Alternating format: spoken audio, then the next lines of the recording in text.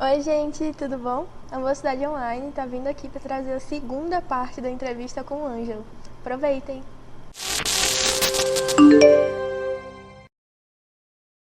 Passando para uma pergunta mais polêmica, entre aspas, mas você já passou por algum desafio ou por algum preconceito por ser um jovem nessa idade tão baixa relativamente, né? Por ser envolvido na doutrina espírita? Olha, inicialmente, como eu falei, eu sou de uma família católica, né? Minha família é aberta, né? Mas é claro que sempre vai ter aqueles pontos, né? É, como a doutrina, eu vejo que realmente existe o zelo por parte dos trabalhadores e não deixar a doutrina se perder. E também tem a parte dos fenômenos. O pessoal lá fora, das outras religiões, não conhece a doutrina, a parte base dela, fundamental, a instrução. As pessoas lá fora conhecem o fenômeno. É a história que eu te falei. Só conhece aquilo que atrai, mas não foi até a parte da instrução, que aí a pessoa entende o que tem por trás do fenômeno. E aí eles olham o fenômeno a partir da ótica da religião deles. Então, os processos de manifestação espiritual pensavam-se que não tem como quem já foi para outra dimensão voltar e falar. Era algo que pensava que eram demônios por parte de algumas religiões que eu não vou ficar citando. Mas assim, é, existe sim essas dificuldades que o movimento enfrenta e que por mim eu não enfrentei tanto, até porque eu já fui explicando logo como funciona. E aí a pessoa entendeu a minha visão, embora não aceitou, né? Porque tem as visões dela. Então as dificuldades por parte de me tornei espírita e o que as pessoas veem agora de mim foi essa. E outras questões aí já não é relacionado a como o movimento aceita, entendeu? É de mim mesmo. Entendi. Passando para uma próxima pergunta.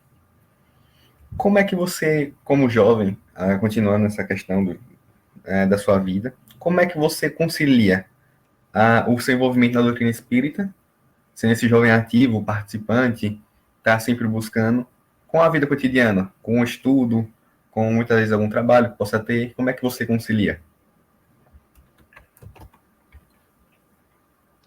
Olha, como tem a demanda de estudar, colégio, depois faculdade, todas essas questões que o adolescente, o jovem enfrenta, sempre tem um tempo livre. No meu caso, né? No meu caso, sempre tem um tempo livre. A chave é necessário às vezes a gente fazer a abnegação, né? A gente falar, ó, não vou fazer isso, que momentaneamente dá um prazer, né? Eu gosto, para buscar algo que lá na frente vai me dar um fruto muito melhor do que esse prazer momentâneo. Então é necessário a gente abnegar um pouco de fazer coisas que a gente quer no momento do livre, porque sempre o jovem vai ter tempo livre, né? Abnegar isso e estudar a doutrina. E como é que eu concilio? Como eu tenho, por exemplo, de manhã é ocupado por conta do estudo, à tarde já é questão de trabalho do meu pai, que eu fico com ele, e aí à noite eu já tenho livre. Então esse momento livre é um momento justamente que eu invisto em questões relacionadas à doutrina. Então eu acho que para conciliar é justamente a pessoa pegar o tempo livre dela, dividir aquilo que ela fazia, que é só por prazer momentâneo, que não vai acrescentar tanto nela, ela se nega um pouco e pega, foca naquilo que vai agregar na vida dela. Talvez no momento agora ela ache entediante. Ela veja que não tem tanta coisa para agregar, mas lá na frente, com certeza vai agregar porque ela vai ver o fruto, ela vai ver a melhora pessoal. E é justamente isso, né? É você se negar um pouco e se abrir para um novo. Bom, passando agora para o futuro da doutrina espírita, como é que você vê o futuro da doutrina espírita quando você olha a partir da participação dos jovens? Como é que você vê o futuro da doutrina? Sim. A doutrina espírita, ela está bem fundamentada. Ela não tem como se perder, porque os espíritos, por meio de Kardec e todos os médicos que participaram, fizeram, foi criterioso para basear aquilo. A doutrina não se perde. Agora, um movimento, infelizmente, tem como se perder. Porque a doutrina bem estabelecida, quem leva a doutrina são os mensageiros, é o movimento. Então, um movimento tem que justamente voltando no ponto inicial, lidar com as dificuldades de linguagem, acessibilidade dos jovens, questões emocionais, mentais, psicológicas dos jovens, porque são eles que vão levar a mensagem. São os jovens que vão levar a mensagem para frente. Os trabalhadores mais velhos têm o zelo pela doutrina, não querem se perder de modo algum, mas se eles não souberem passar o bastão, passar o cetro do conhecimento, do movimento para os jovens, a doutrina não é que ela vai se perder, mas ela não vai ser transmitida para o destino dela, porque o destino dela é justamente reunir todos os homens num único sentimento de amor, o sentimento de caridade, o sentimento de servir o próximo, de olhar o outro. Então a doutrina vem explicar que nós somos espíritos imortais, que iniciamos desde o reino mineral até um dia que a gente vai chegar no reino angélico, nos tornaremos anjos, ou seja, espíritos puros, depois da gente lapidar nossa alma, e a gente lapida nossa alma justamente pelas várias reencarnações, encarnações que a gente passa. Então a doutrina vem trazer esse conhecimento, mas é necessário o movimento saber transmitir. E se não souber transmitir, é como o próprio palestrante Haroldo fala, né? É provável que o movimento acabe em 40 anos.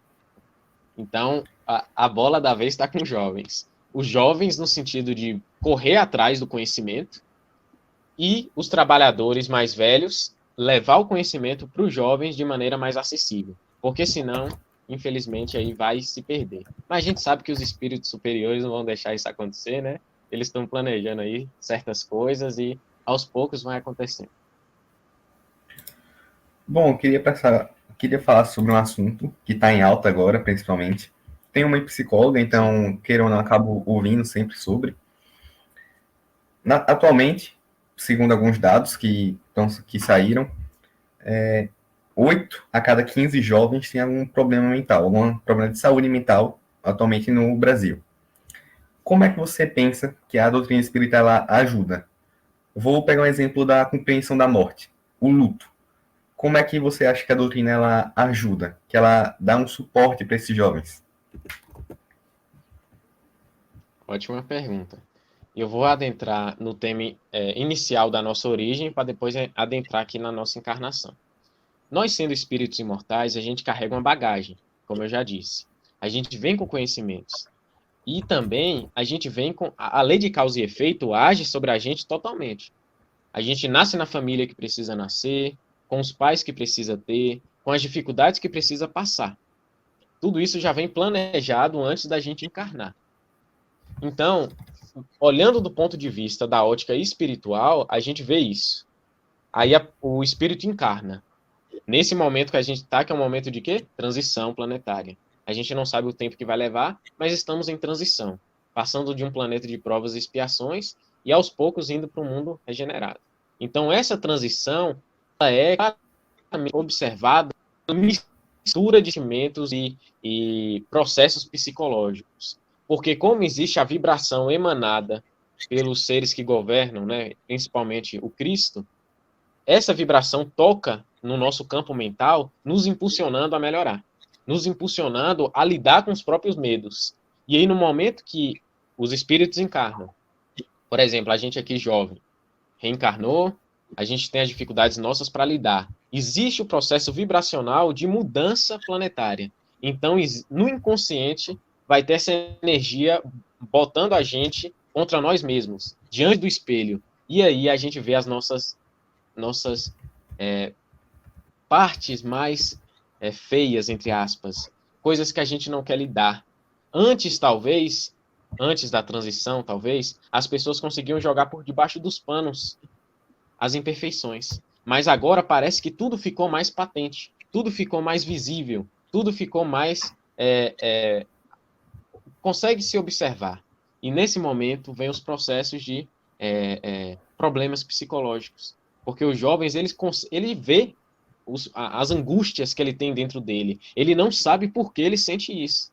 Mas a gente sabe que no coletivo, porque isso é sofrimento individual, cada um tem sua angústia individual, mas existe no coletivo essa vibração justamente de transição planetária que está impulsionando todo mundo para se olhar. Porque a partir desse momento que você se olha, você conhece a si mesmo, você vê suas imperfeições, Se você não quiser melhorar, aí vai ser, a gente já sabe, né? Os espíritos vão continuar sua evolução em outros orbes. Mas aqueles que quiserem melhorar permanecerão aqui. Então, é um momento de separação do trigo e do joio. E é normal que existam essas angústias que os jovens passam, toda a geração, na verdade, não somente jovens, porque é a transição planetária.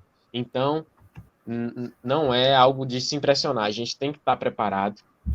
E aí vai voltar para o mesmo ponto de é melhor a gente se encarar, é melhor a gente ver os nossos problemas, não se esmorecer, não se entregar ao desânimo, não se entregar às vibrações mais densas, porque nesse processo de transição planetária não vai estar nada meio termo, não fica mais as coisas mornas.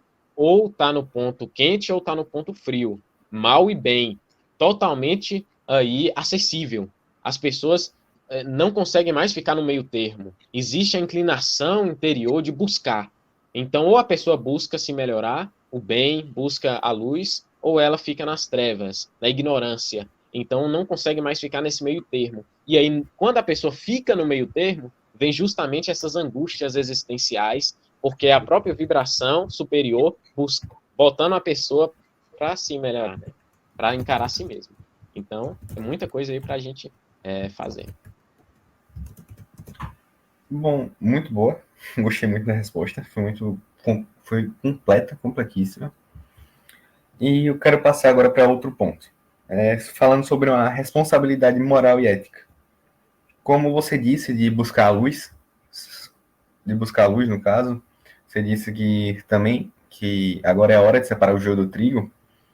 Quais são os princípios éticos e morais?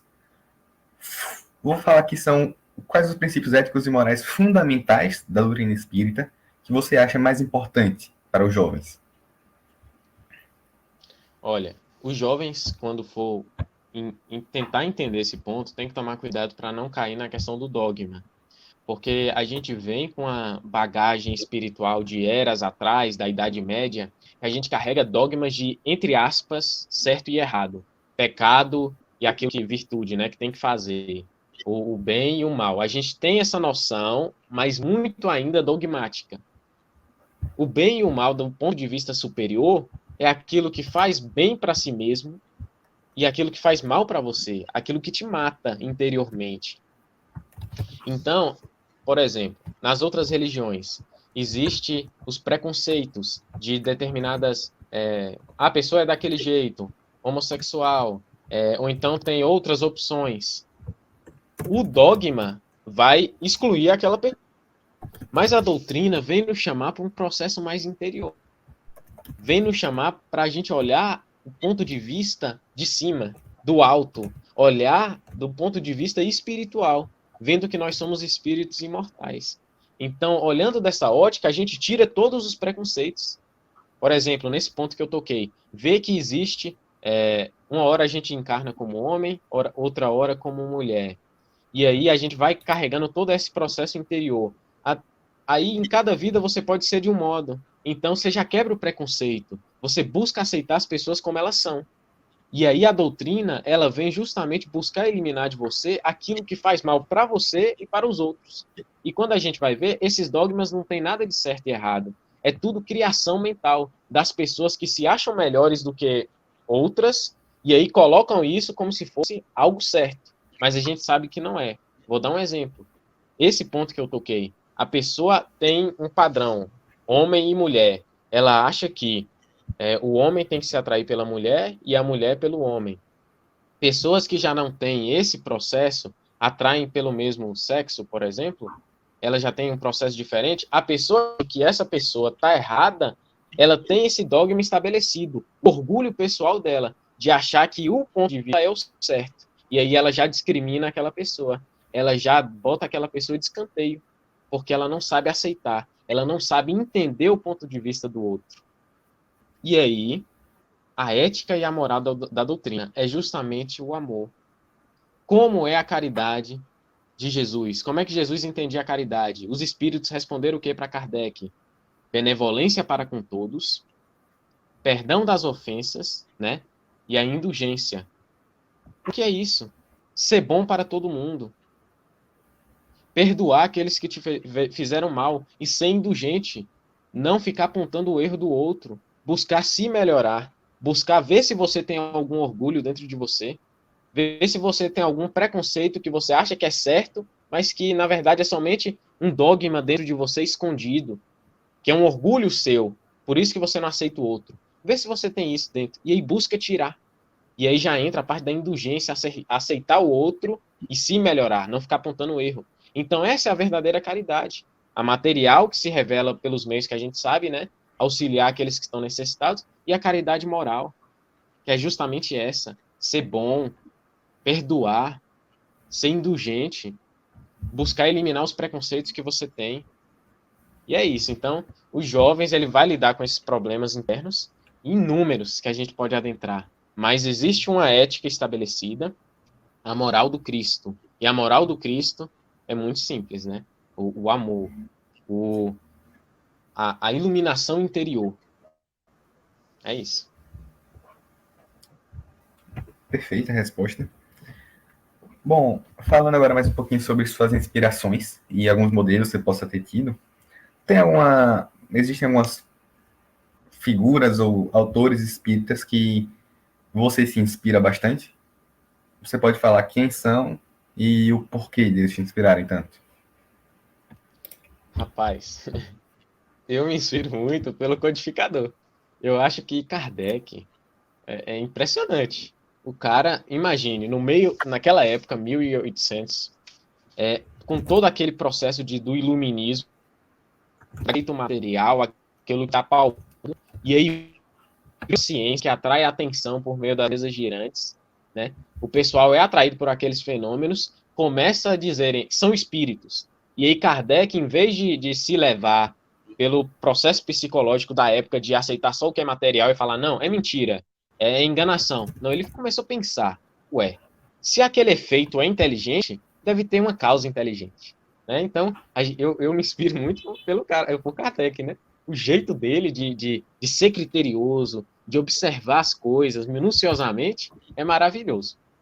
E atualmente, né, assim, Chico também foi, assim, o amor em pessoa, maravilhoso quando eu vejo os vídeos dele pela internet, até mesmo no Pinga Fogo, né, que a gente ainda encontra entrevista na internet. É o jeito, assim, meigo da pessoa. É muito interessante. Gosto muito. Me inspiro por eles. Como é que essas inspirações acabaram ajudando você nessa sua jornada na doutrina espírita?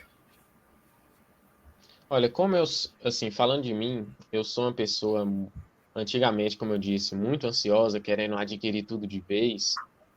Inspirando em Kardec, justamente a gente aprende o quê? Ok, adquirir um conhecimento, mas aos poucos eu vou assimilando ele. É um alimento que eu mastigo aos poucos. Eu aprendi a ter paciência. Eu aprendi a mastigar aos poucos as coisas, a adquirir o conhecimento aos poucos, a engolir ele lentamente, ele vai aí, não algo de vez, porque nada de vez gera raiz. A raiz demora para aprofundar no solo. Então, essa inspiração veio para mim justamente me impulsionando. Por fosse de vez, seria igual aquela parábola. Eu ia fazer mergulhos e a planta ia sair, ia morrer. O conhecimento não ia aprofundar em mim. Eu ia ficar, sei lá, por outras vertentes aí, ou nem sei onde. Mas quando eu busquei, eu falei, epa, eu tenho isso de errado. Né? Também o orgulho, né? Não, eu sei das coisas. Eu busquei quebrar isso e aprofundar minha raiz na lógica, na razão, aquilo que Kardec ensina. É claro que tem outras coisas, né? Como aceitar o outro. Isso eu já me inspirei em outras pessoas. Jesus, por exemplo, modelo e guia. Dá pra gente se inspirar totalmente. Aceita, igual ele aceitou aquela mulher adúltera. Não buscou apontar o erro dela. Viu nela aquilo que nela é de eterno, um espírito imortal. E falou, vá em paz, eu não te julgo. Se ninguém te julgou, eu também não te julgo. Porque ele sabia que todos ali tinham imperfeições. Então eu busquei também em vez de ficar observando os erros dos outros, mudar eu mesmo. Então é isso. São muitas coisas que a gente pode ir fazendo, né? Bom, para a gente passar para a última pergunta, queria primeiro agradecer a sua disposição de vir aqui. Eu que agradeço. Foi uma entrevista perfeita, muito boa. adorei as respostas, muito bem formuladas, que mostram, de fato, o quanto você merece esse destaque. Respostas muito bem elaboradas, muito completas e explicativas. Então, de fato, não deixou quase nada sem responder. Deixou nada, na verdade. Né? Eu que agradeço. Eu que agradeço pela oportunidade. E eu vejo que, realmente, parabéns pelo grupo, o que vocês têm feito. É esse trabalho que tem que focar. É levar a doutrina, é a instrução. Porque o fenômeno já pode ser observado. Mostra o fenômeno, mas instrui o pessoal. É esse trabalho de vocês. Instruir conforme a linguagem. O Gotas de Luz no domingo mostra o fenômeno das pinturas mediúnicas. Aquilo é maravilhoso. Aquela vibração que existe naquela imagem. Aquilo vai para a pessoa e busca a pessoa acordar alguma coisa e melhorar. Esses trabalhos que tem que ser feito pelos meios de comunicação. Imagina se o grupo aí de vocês não fizessem isso. Ia chegar nesse conhecimento como? A não ser que ficassem na cidade de vocês. E olha lá se conseguisse chegar até aí. Entende? Então, hoje em dia, com as comunicações, os meios de comunicação, a gente alcança o planeta inteiro. Né? Então, agradeço imensamente pela oportunidade. É um dever meu. Se eu tenho esse conhecimento, eu tenho que buscar passar. E é muito gratificante achar um local pelo qual a gente pode colocar os nossos pensamentos a posto, né? Levar isso. E agradeço imensamente aí pela oportunidade que vocês me concederam. Que Jesus abençoe o grupo de vocês, que os espíritos superiores sempre estejam auxiliando aí os trabalhos. Bom, para a gente finalizar, existe alguma mensagem ou algum pensamento Sim. que você quer deixar para quem está assistindo essa entrevista? Olha, para os jovens, o conselho que eu dou é: tudo passa. A juventude nossa vai passar. A pulsão que a gente tem, essa energia guardada, vai passar. Então, que os jovens usem essa energia guardada que nós temos dentro de nós para criar coisas boas. Essa energia vital que temos para a gente focar essa energia nas coisas, objetivos. Tenha um objetivo em mente. E para você encontrar esse objetivo em você, você tem que se conhecer. Então, conheça os dons que você tem, as potencialidades. Busca eliminar de você aquilo que não tem de bom. E esse conselho não vai só para os jovens, para todo mundo. Porque diante da vida do espírito, o que é jovem e velho? A gente é eterno, né? Imortal. Quer dizer, eterno é Deus, mas a gente é imortal. Então, o que é jovem e velho diante disso? Mas é claro que o jovem vai ter essa função vital, então ele tem que focar para não perder, para não se entregar à vida desregrada, sem sentido. Porque no momento que essa energia acabar, você vai ficar, ué, por que eu estou aqui? E é nesse momento, justamente, que a gente precisa se encarar. Então, o jovem, se encare, e qualquer um, conhecer a si mesmo, veja as suas potencialidades e fala, ó, eu tenho esse dom, eu vou focar nisso. Como eu posso agir ativamente no mundo a partir desse dom? E aí se joga, vai em frente. E o outro conselho é, não vamos ficar pegado ao passado, vamos perdoar, vamos se livrar totalmente, viver em paz. Todo dia Deus nos concede uma nova oportunidade de melhorar. A luz que ele emana para todo o universo, através de seus mensageiros, a gente tem a ajuda de Jesus, o governador planetário. Sempre que a gente tiver em vibrações baixas e densas, porque, por exemplo, nos jovens a gente fica numa oscilação de sentimentos toda hora. Então é necessário a gente ter algo que nos equilibre, um eixo. E esse eixo é justamente a vibração do Cristo, desse amor que ele emana para o planeta inteiro. Então é necessário a gente se apegar a isso. E a gente apegando-se a isso e buscando manifestar para o mundo aquilo que a gente tem de bom, um mundo melhor vai ser construído. E o resto é a gente eliminar a imperfeição. É o caminho.